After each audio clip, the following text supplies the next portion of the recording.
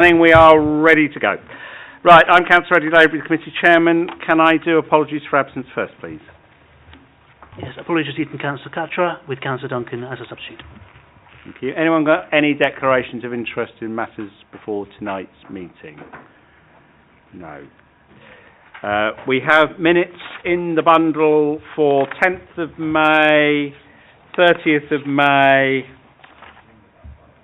and 13th of July. Can I take those as agreed? Thank you. There are two changes to the published... Oh, and the 3rd of October as well, I seem to have missed. Thank you, Meg, for... good, thank you. There are two changes to the agenda that was published. The item 653 Wheeland Road was withdrawn by officers earlier today, so that is not being considered tonight. And I agreed to take a late item, which is on Agenda B, which is 82 Royal Crescent, Ruislip. The addendum clarifies the reasons why that was the case. So that will be being considered tonight, but Wheeland Road is not. So hopefully those messages reached everybody. We have 3 petition items. All 3 remaining items are petition items tonight. Some petitioners I know are very familiar with process, but I will do this for everybody's benefit. On petition items, you get 5 minutes. You will get 4 minutes green, 1 minute amber, and at red your time is up. Members may choose to ask you questions, they may not. On any applicant where there is a petition, regardless of whether the petitioner speaks, the applicant or their agent has a right to address us, as do ward councillors, and I know Councillor Bianco is intending to speak on the Northwood Hills items. No other ward councillors have indicated tonight. I'll do the quick health and safety bits and pieces. The fire, if we get a fire alarm, we're assuming it's real and it's that way or that way, please. You are welcome to stay for the whole of our meeting, but if you wish to leave, could I ask you do so quietly so we can proceed? Can I ask, please, that all mobile phones are turned off or at least silent, because they do have a habit of going off. And it's normally those who are at this end of the room, not members. Tonight's meeting is on the Council's YouTube site.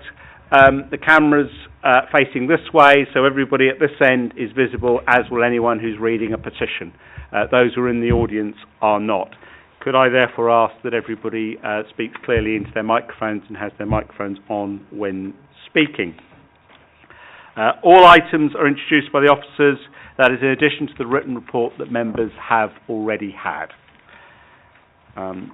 Okay, the voting members tonight are Councillor Graham, Councillor Flynn, Councillor Dushu, Councillor Higgins, Councillor Morgan, Councillor Dillon, Councillor Oswald, Councillor Duncan.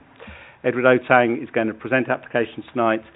Meg Karani is standing in for James Rogers tonight, and welcome back to North Planning, which was a familiar haunt of yours for many years.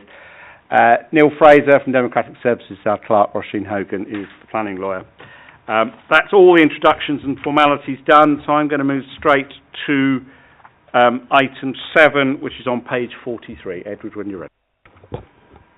Good evening, Chair, members. Thank you. Item 7, Chair, is an application that is effectively officers have recommended for refusal. Before I touch on those reasons for refusal, I'd like to take you through a short presentation. So here we have the location plan and the constraints plan. This is the location plan, block plan, and existing plan, and the existing elevations.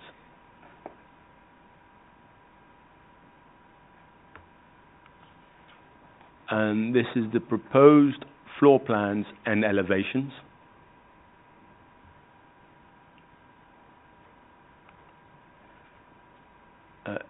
You have some indications of the street scene, the gardens and landscape, and topographical survey.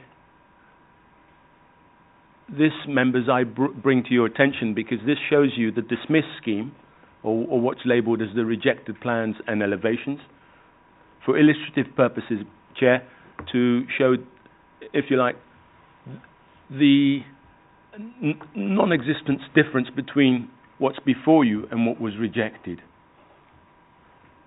So, as you can see from the elevations and the floor plans,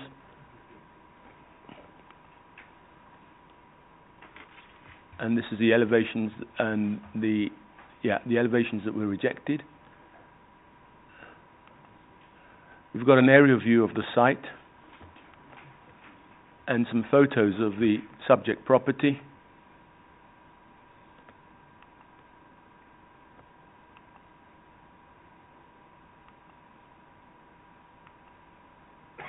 This is the property to the rear.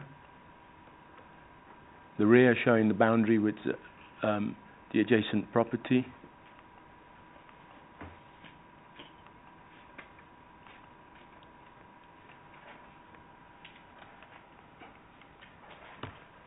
If I can just take you back to the plan that's been proposed.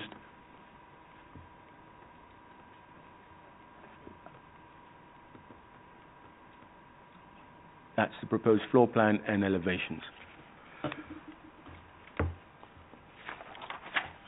Chair, officer's view is that the overall size and bulk of this scheme, its height and design, results in a cramped form of development, and it fails to harmonise with its site and surroundings.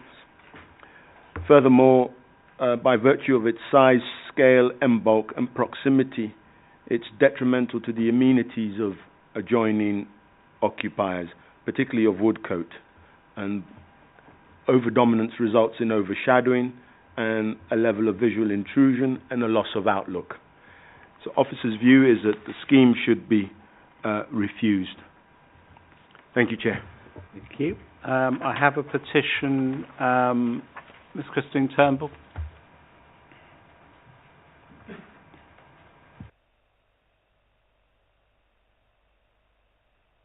If you press the button on the middle, it will light the microphone up. Thank you. Good evening, Chairman, councillors, ladies and gentlemen. I'm speaking on behalf of the Gatehill Residents Association and residents on the Gatehill Farm Estate. I will keep this presentation brief. This is the third planning application to enlarge Pincio. As you know, the Gatehill Residents Association's remit is to preserve and enhance the amenities, character and enjoyment of the Gatehill Farm Estate. And so the GRA welcomes both the recommendation for refusal in the officer's report and the Planning Inspectorate's recent dismissal notice of the previous application. These decisions are based on breaches of planning policy established by Hillingdon relating to size, scale, bulk, height and design, and the scheme's impact on the surrounding area of the Gatehill Farm Estate and that of its immediate neighbour, Woodcote. The GRA also objected on these same grounds. This third application is only very slightly smaller than the application recently refused by the Planning Inspectorate, and we endorse the officer's comments that there is very little difference between this new application and the previously refused one. I trust the North Planning Committee will unanimously endorse the officer's recommendation for refusal and concur with the Planning Inspector's grounds for dismissal of the previous proposal and agree that they are relevant to this application. Thank you for listening. Do members have any questions? No? Thank you very much. Anyone here on behalf of the agent or the applicant? Thank you.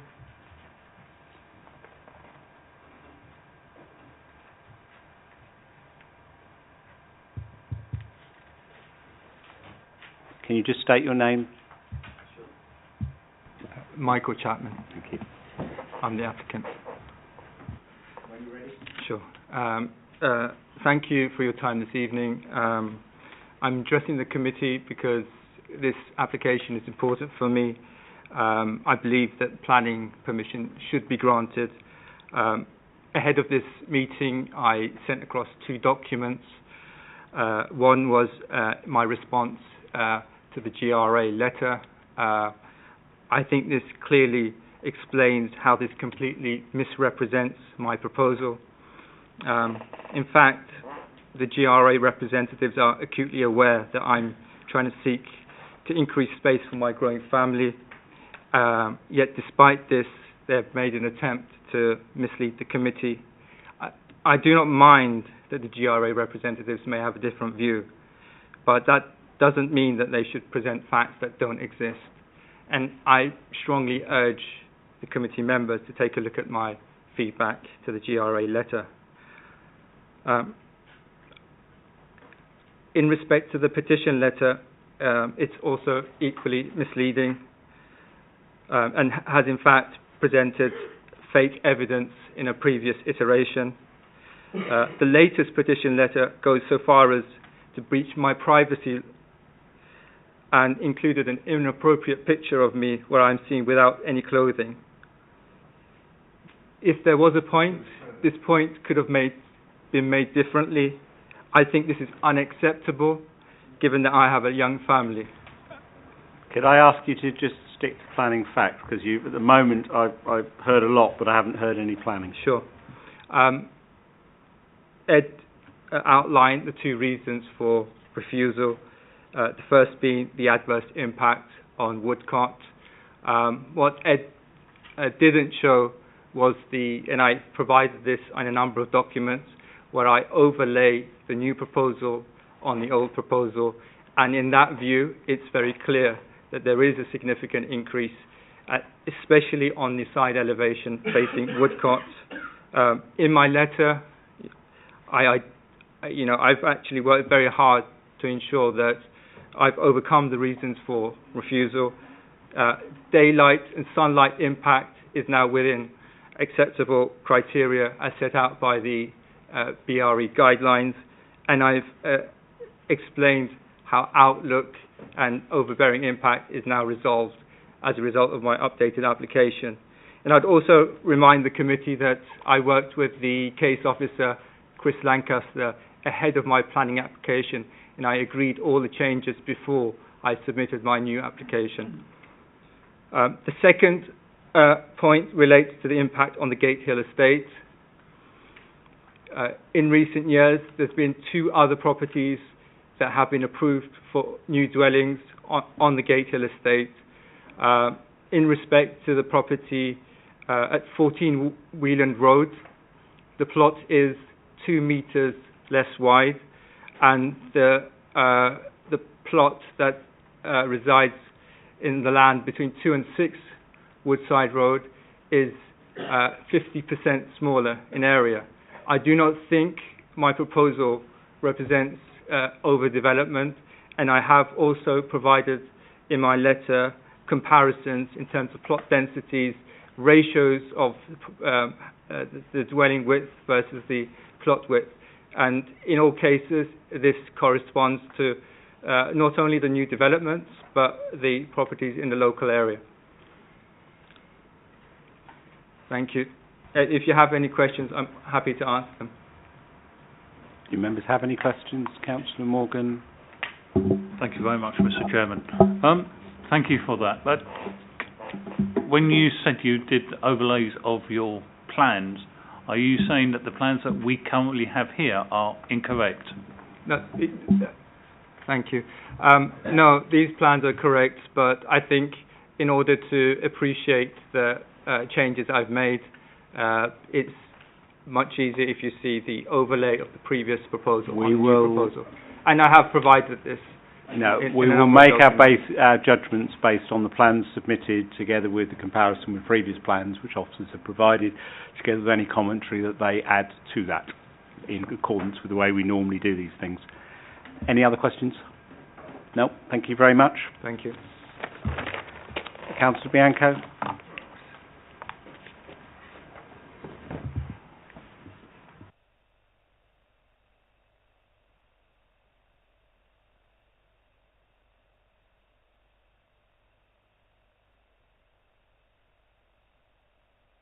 Thought about that. We missed your words on you. I doubt it.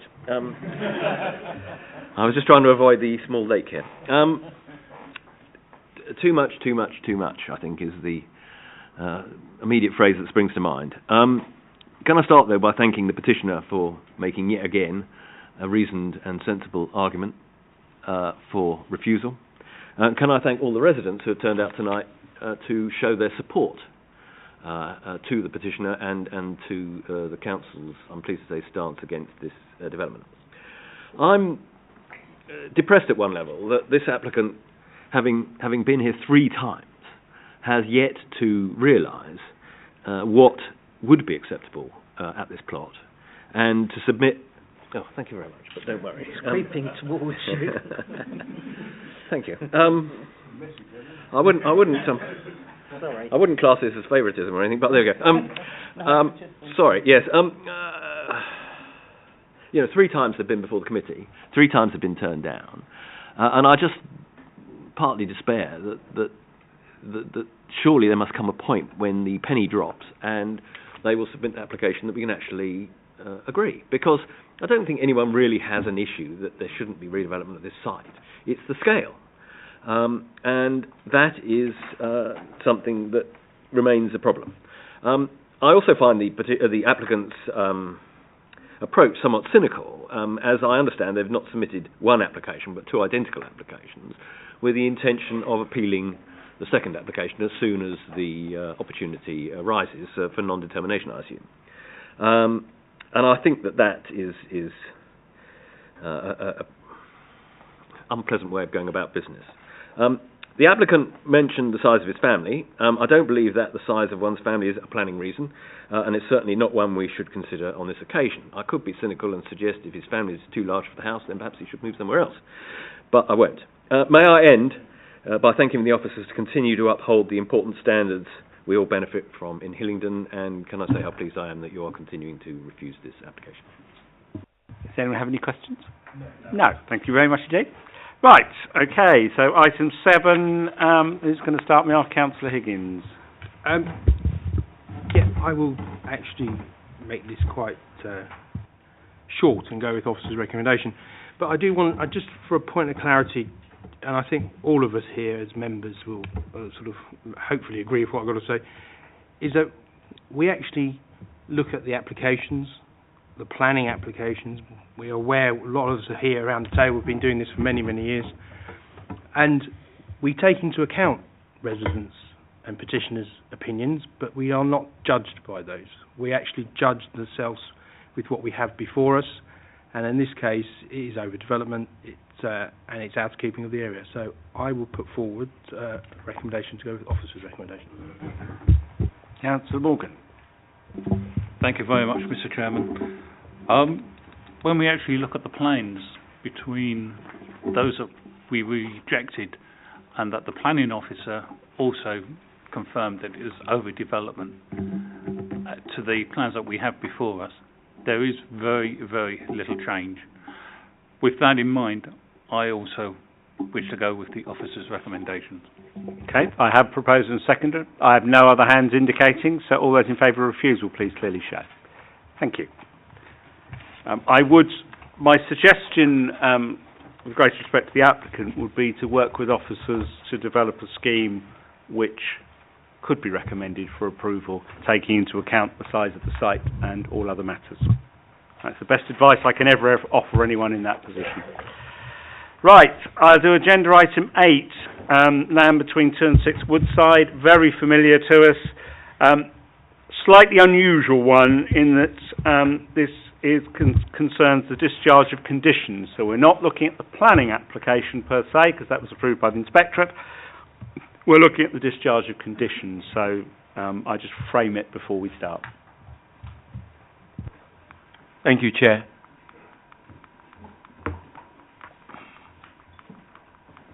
Just bear with me while I get the... That's it, item 8. Item 8 is effectively a discharge of condition pursuant to conditions 3, which is materials, condition 5, obscure glazing, condition 8 to do with levels, condition 11, which is to do with the method statement, and condition 13, which relates to landscaping. There's been a petition to this application and the petitioners have raised concerns relating to condition 3, 5, 8, 11 and 13. And I'll address members individually on that. Firstly, if I could take you through the presentation of the site. That's the location plan, the constraints plan, and this is the site layout plan. You've got a site works plan proposed, an aerial view, and a photograph of the site, another street scene, in the rear,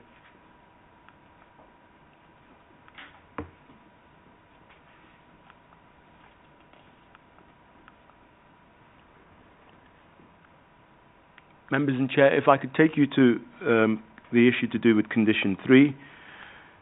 The conservation officer of the local planning authority is happy with the materials. It's acceptable to the conservation officer.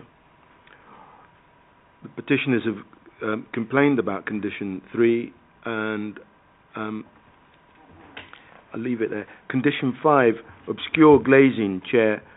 Officers went to great length to ensure that the privacy level 4 is actually acceptable and reasonable, and carried out a number of research, contacted the building centre and confirmed that level 4 was acceptable. Condition 8, effectively, the levels remain the same as existing properties. So officers have no objections to condition 8. Condition 11, the method statement, the landscaping officer is happy with what's being proposed. And again with condition 13. On the issue to do with the hedges, the landscaping officer again has considered this in detail and has raised no objections to that. Chair, officer's recommendation is that the conditions be discharged by this committee. Thank you. Thank you. Christine Turnbull, I think it's you again.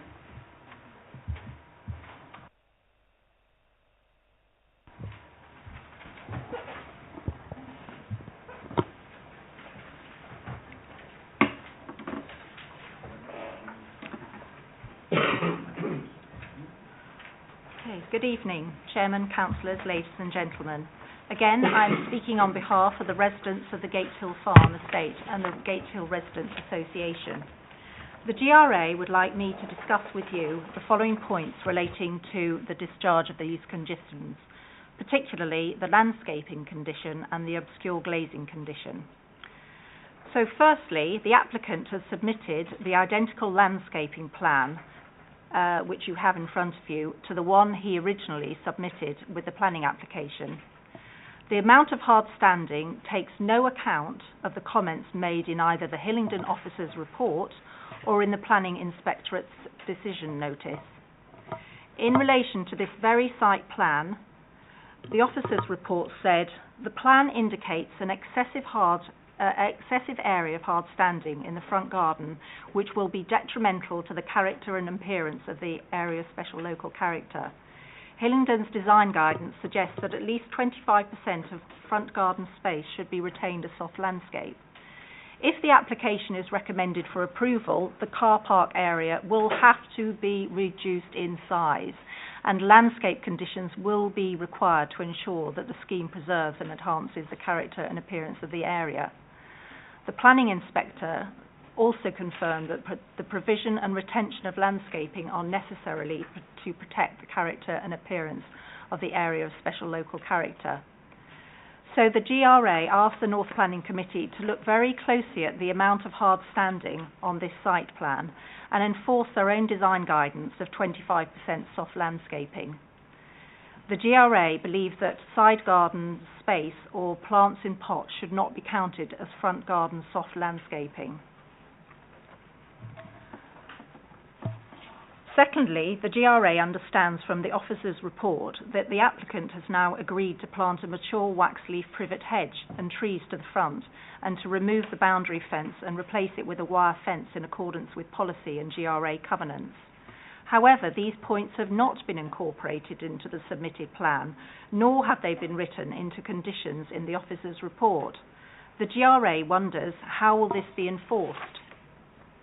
A comparison can be drawn with a recent planning application for 14A Wheeland Road from the same architect, where the council's enforcement officer said he was not able to enforce landscaping as it had not been marked on the plan listed in the granting of permission. Thirdly, the TPO tree 10, which is a purple flowering crabapple tree on the council's tree preservation order number 99, is missing. Obviously, the applicant and any representative will deny all knowledge of its removal.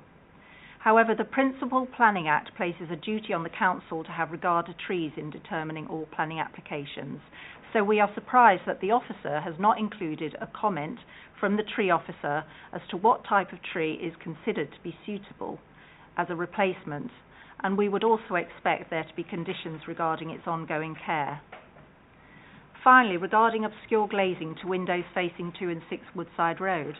As you can see from the elevations on the submitted and approved plans on the handout, not all windows on the side elevations are labelled as obscured. I have highlighted those that are not labelled at all. Both 2 and 6 Woodside Road have clear glass windows facing the site, and no one wants direct overlooking.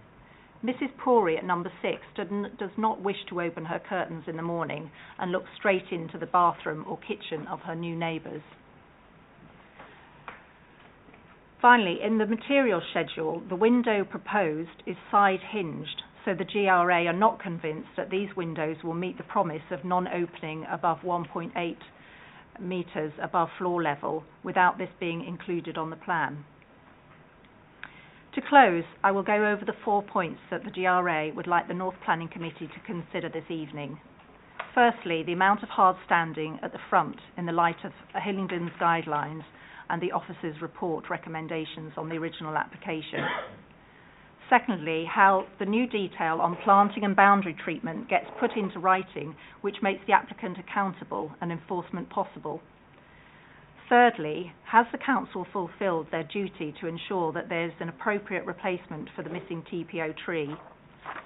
And fourthly, how do we ensure that all windows facing 2 and 6 are obscure glazed and non-opening above 1.8 metres and not in any way, shape or form side hinged?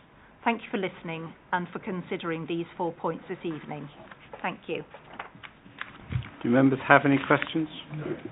No. No. Thank you. Anyone here on behalf of the agent or the applicant? Thank you.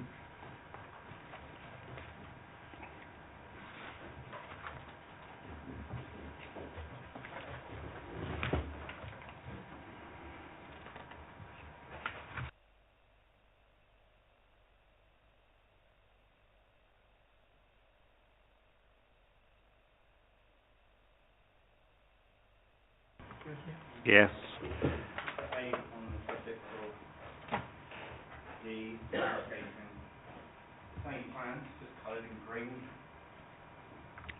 Is this the one that was circulated earlier today? I emailed it. Oh, in that case, I think members may have seen it. It did appear late this afternoon at one point, but maybe not, depending on substitutions.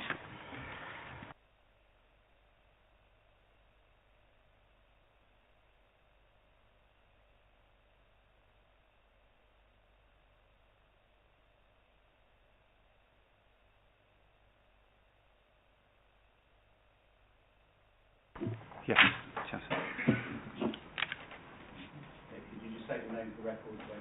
Andy Tyrrell. Thank you, Mr. Chairman and committee members. In response to the Gatehill Road Association's comments, I would like to reassure you that we have addressed all concerns raised. In regards to the landscaping, our application benefits from new boundary screening to the front and side boundaries, with the retention of existing screening and trees to the rear boundary. The removal of a TPO tree and a suitable replacement has been raised. The TPO tree in question was removed before our clients purchased the site. As such, they were unaware of its existence, but evidence can be provided to prove this. We have proposed 2 number trees as replacements for the TPO tree. We have suggested a flowering cherry and a silver birch to be positioned at the front of the site. The landscape officer has deemed the proposed trees acceptable. We would also like to add the trimming of the hedge along the boundary between 4 and 6 Woodside Road will be carried out by a certified arborist to ensure that no harm will come to the hedge. In regards to the 1.8 high close bordered timber fence between our site and number 2, our client has agreed to remove this as stated and replace it with hedgerows. Now, if this is going to be a concern because it happened late on, we can have it written into the condition or response that it can be enforced. Moving on, in regards to hard surfacing to the driveway, we'd like to highlight that the properties at number 6, 8 and 8A Woodside Road all have driveways that exceed the maximum 75% of hard surfacing rule, which you could argue contributes to the character of Woodside Road. We would like to clarify for the record though, our drive covers only 61.5%, and that's fact. And to highlight that fact, it's indicated on the plan as the green and the grey at the front. The green is obviously the soft landscaping. It basically proves a 38.5% soft landscaping area. We are not exceeding the council's minimum guidelines of hard surfacing. Finally, we have proposed level 4 Pilkington obscure glazing to all windows above and below the ground floor levels at 1.8, and this can be enforced by condition. If there's any concerns with that, we're happy to clarify. We have received and incorporated advice from the council in the preparation of our planning application to clear conditions. We have support from the conservation officer, landscape officer, and recommendation for approval from the planning officer. Given their overwhelming support, we trust you will find our proposals acceptable. Thank you for your time. Could I just clarify one point with you, just to be Yes. certain? The evidence presented by petitioners suggests that there are a number of windows facing 2 and 6. The first floor ones are marked as obscure glazed. The ground floor ones are not. Are they all to be obscure glazed? They are, and we did have that confirmed. Fine. But we weren't asked to submit a revised No, plan to I'm not. annotate it. I'm just checking. Sorry, I'm getting clarity because the condition 5 says that all windows facing those are obscure glazed. Can I add, in addition, the windows have all been changed to have fan lights. So from the underside of the fan light, it will be fixed pane. So for clarity in future, we will not just confirm in writing, we will amend plans and it will be updated. It's fine. I just wanted to double check because I wanted to be certain. Any other questions? Sorry, Councillor Higgins. Yeah, just on that last point that you made there, that the side hinges is not an issue now because you're going to have fan lights on the top. No hinges, only a top hung hinge, and the underside of that must be above the 1.8 rule. And the other point you did mention about that officers wanted to put the tree in the front, but you would then put that in the back, will you? No? Sorry, I explain myself. There is existing trees in the back, and there's 3 of them with mature hedging.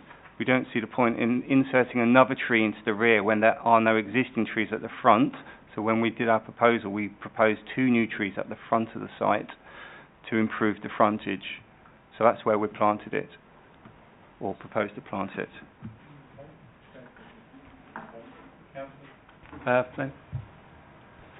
Thank you. So you're assuring us then that these windows that are facing number 2 and number 6 are obscure glazed windows. Is this just an oversight then that they haven't been labelled as such on this plan? Is that? Well, originally we only showed it at first floor, but it came back as a request that they were to be ground and first. But it wasn't ever a request that we were to show it on a drawing. No, So we didn't. No. No. Strictly speaking, the policy does say first floor. It doesn't say, but we do get applications when they request ground and first, and the Gatehill Estate obviously. Well, I say the condition is clear, so if you've complied with the condition, you've complied with the condition. Thank you. Yeah. I'm not sensing any more hands. Thank you very much. Councillor Bianco, do you want to add some words to this one?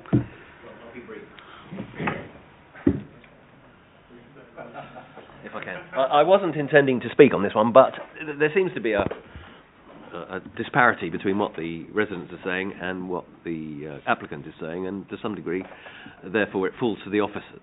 Either it is 61% hard standing or it isn't. And that is a simple mathematical calculation.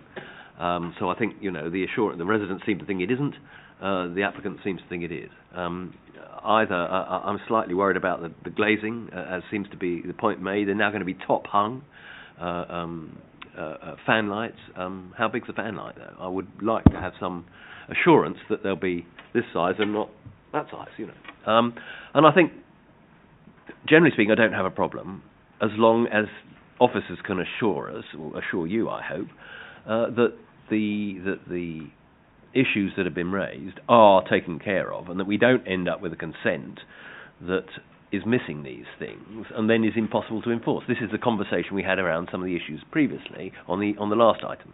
So that aside, that's where I am. Thank you.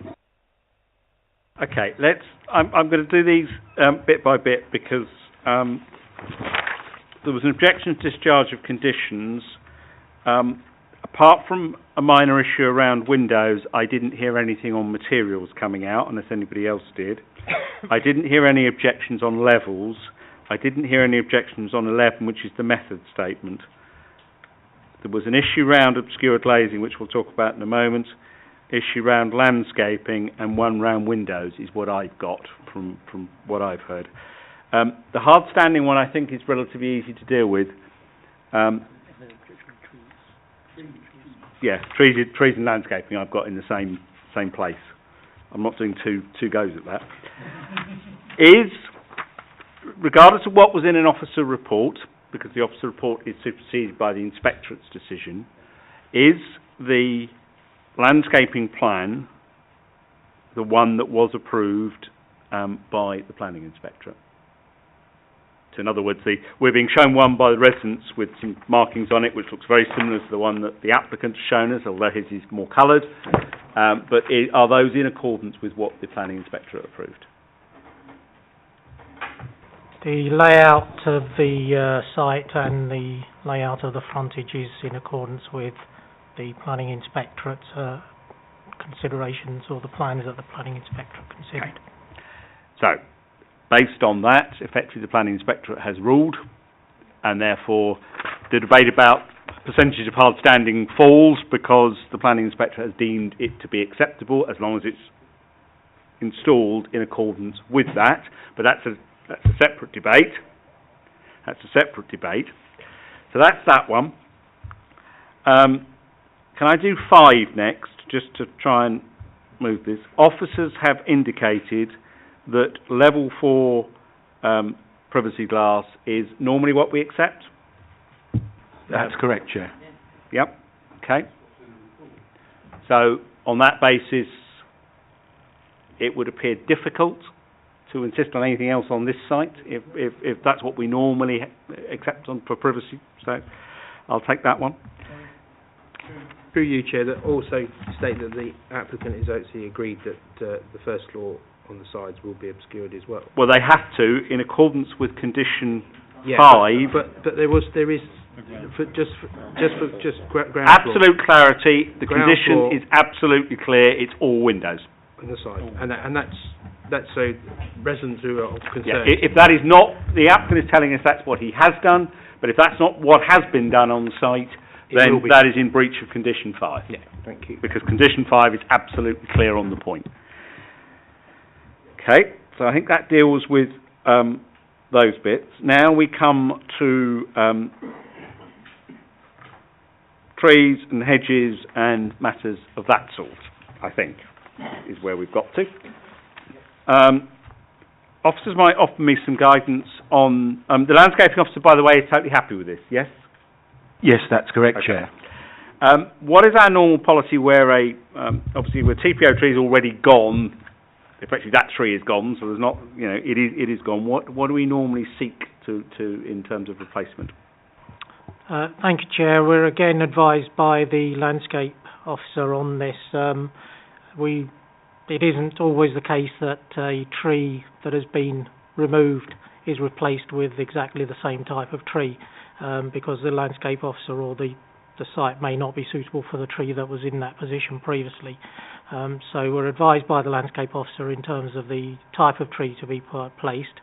We're also advised by the landscape officer in terms of the position of the tree. The landscape officer has obviously considered the position of the trees on this site. He has considered the position of the trees to the rear. The tree that was removed was to the rear. He feels that the site would benefit from planting more towards the front of the site rather than to the rear, and has recommended that the tree is replaced to the front, and that is what has been proposed. Councillor Flynn? Yeah, I was just wondering if you're able to give any sort of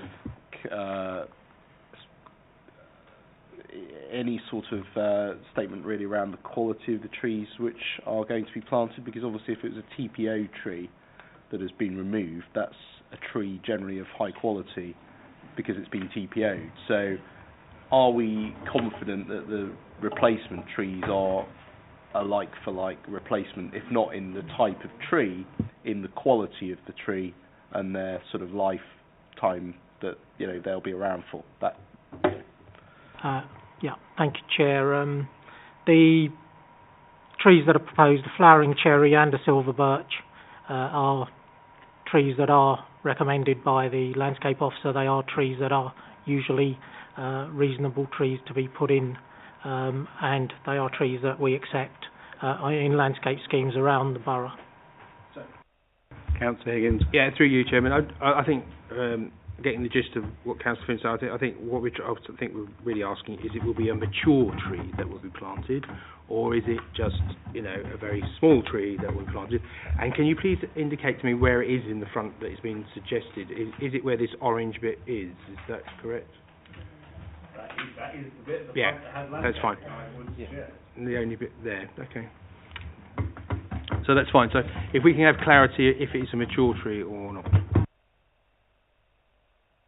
Usually when we ask for a replacement, it's a semi-mature that's put in place, and the position of the tree, Edward, if you can just point it out.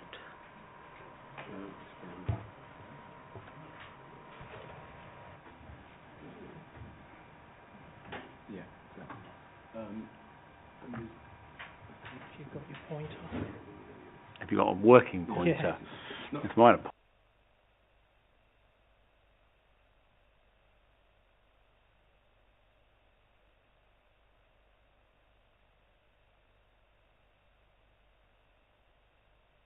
Can I also just take up one more point? I think we've probably dealt with the tree, subject to a minor suggestion I'll make. Just one. No, two. The two trees.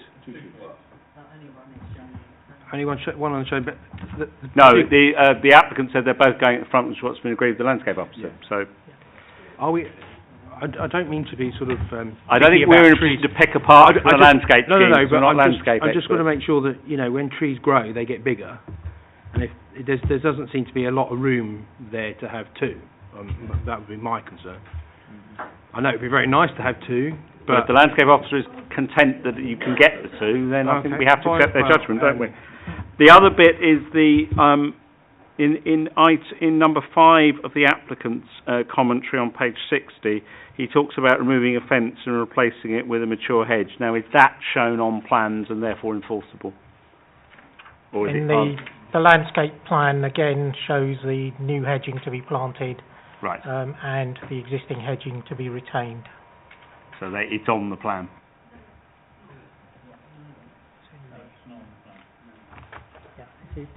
Again, it's very difficult to read, but the key states which areas are to be existing tree hedges to be retained, and then new trees and hedges to be planted.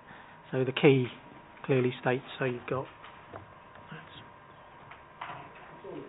new. Yeah, it's between 4 and 6, and there's planting all the way up that side.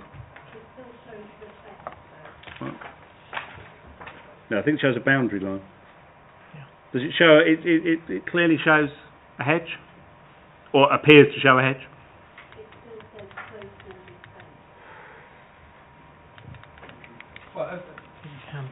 Through you, Chairman, I mean, we can make sure that is put in and conditioned it now.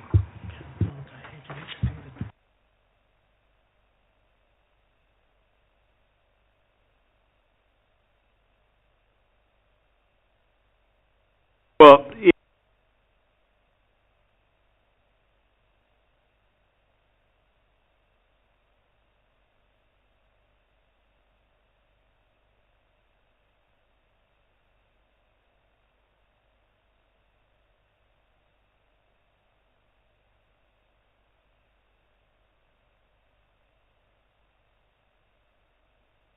I think that has resolved all issues, unless anyone's got anything else I've missed. Councillor Jushu? I was going to say, after all that, I'd like to move with the officer's recommendations with the amendment as discussed. Thank you. Thank you. Oh, sorry, Duncan. Yes, thank you. I don't know if I missed this point. I know it says on the side, planting legend. It's extremely difficult to read on this plan. If you can read it, you're doing better than me. But it does say one silver birch and one flowering cherry. But in the area indicated, there's only one tree shown. So it's not clear where the second tree is.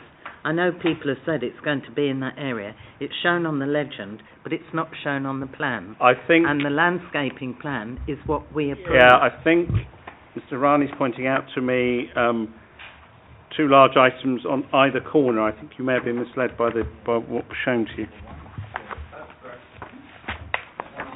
One of the corner, yeah. That's what Mr. Rani's just given me, so I'm just having a look at that. Yeah. Yeah. Right, so we can see them. Good. In that case, I have a proposer, I have a seconder. All those in favour, please clearly show. Thank you. That one is approved. Good. I now move to the late item, which is on Agenda B, 82 Royal Crescent. I would confirm to committee this was accepted by me on the basis that it is the subject of appeal for non-determination. Our date to lodge our comments expires before the next committee and therefore needed to be considered tonight. It does look as if neither the petitioners or the applicant are here, given that that's one of our legal officers and Jonathan left. So I don't think they've got any interest in this one. Edward, will you show us the plan, take us through it? That's the location plan. Members and Chair. Constraints plan. Another location plan. Site plan, block plan.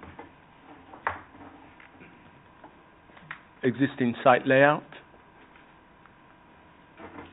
Existing ground and first floor plans.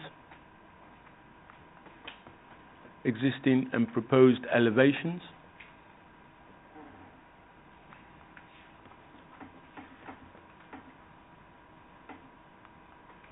And proposed ground and first floor plan.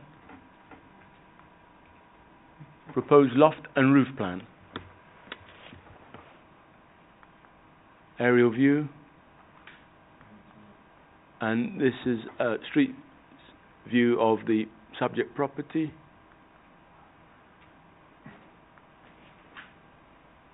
Side elevation. View of the side and rear. A view of the rear.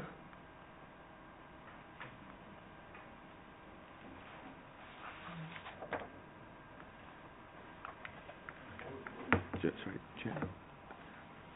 Chair, the officer's recommendations, there are 6 reasons for refusal. The first reason is to do with the flood risk assessment, and the second reason touches on the siting and the prominence of the proposed development. The third is to do with the roof alterations being unacceptable, visually prominent. And the fourth has got to do with the level of subordination, which doesn't exist in this scheme.